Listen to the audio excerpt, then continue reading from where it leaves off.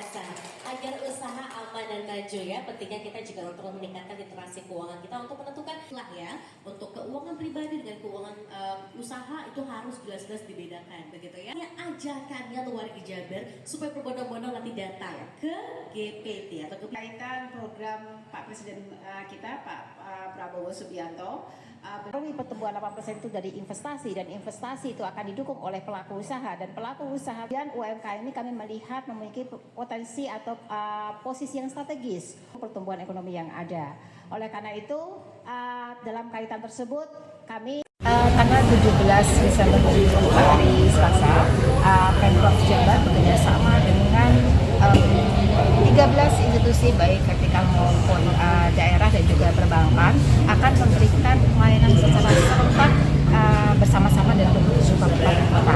Jadi kita akan memberikan pelayanan 16 layanan, di mana dari mulai penerbitan NIP, kemudian juga dari kelengkapan lainnya untuk pengembangan usaha seperti sertifikasi halal, kemudian juga dari izin edar, kemudian dari haki untuk intelektual, kemudian juga dari Kemenku ini akan juga memberikan NPWP, pelayanan NPWP, dan juga untuk penjualan produk-produk yang bisa diakses ke pemerintahan masuk ke dalam melalui e-katalog ataupun bila pengadaan.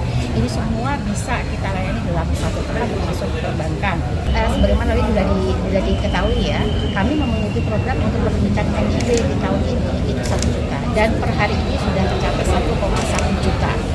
Yang selama ini kalau secara reguler business as usual itu per tahun hanya 400.000. Nah, dalam kaitan tersebut gitu ya, kita sudah masif nih menerbitkan NIB, totalnya kita sudah 2,37 juta. Ini termasuk yang terbesar di Indonesia. Nah, kita juga tidak akan puas hanya berhenti pada penerbitan NIB, karena NIB itu hanya pintu masuk untuk melakukan usaha. Dan kami tahu dari berbagai informasi dan survei yang kami lakukan, ternyata pelaku UMKM ini memiliki kesulitan yang kemudian perlu kita dengarkan kesulitan mereka, baik dari legalitas lanjutan, dari kebijakan yang ada, ataupun akses mereka untuk mendapatkan akses pasar yang lebih baik, kemudian dapat pelatihan, pemahaman, literasi, baik termasuk perbankan juga ya, berkaitan dengan upaya mereka menaik kelaskan dan meningkatkan daya saing terhadap usaha mereka. Nah, kami capture bahwa pelaku usaha dari UMKM ini memiliki kesulitan terhadap akses pembiayaan, kemudian ada di sisi inovasi dan teknologi dan digitalisasi mereka masih rendah, kemudian akses pasar, akses kemampuan mereka dalam mengembangkan produk agar produk itu sustain dan berkualitas, ini menjadi perhatian kami. Nah, perizinan yang kami lakukan ini sebagai pintu masuk mereka untuk bisa mengakses tadi dari sisi layanan yang lainnya, dan kami berharap nanti bisa mereka mengakses itu karena pintu masuknya NIP itu sudah mereka miliki untuk bisa akses itu.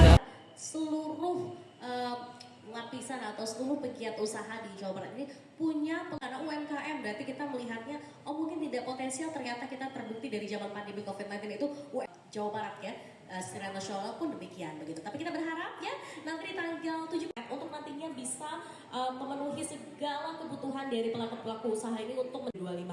Konon kabarnya 2025 ini perekonomian harapannya jauh lebih baik ya.